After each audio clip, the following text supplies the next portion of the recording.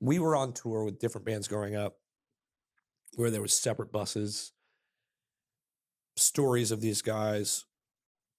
We're the young kids, like, you guys got to keep your beers and stuff in your green room. You don't let anybody see it. What? If this guy smells a beer, it means heroin, hookers, like cheating on the wife, like all this, like these guys would go off the rails. They were like, I remember in the depths of, I remember being on this tour. So like, it's called Mayhem. It was a bunch of metal bands, and hearing stories of the different bigger bands of like, or all size, having guys in the bands that couldn't even be around alcohol, or it meant bender, you won't see him for days, or whatever it meant. Mm-hmm. And I remember always telling myself, I'm never going to be that guy.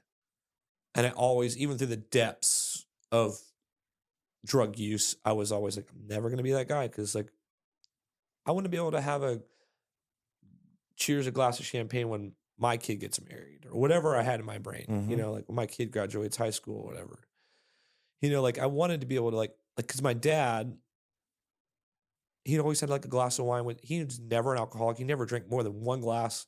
Like he'd have a glass of wine with his wife at dinner. Mm-hmm. I'm like, that's great. That's nice. They're at the time in their 60s, 70s at that time. I was like, that's awesome. I want to be able to do that. Mm-hmm. So I'd always had like that in the back of my mind.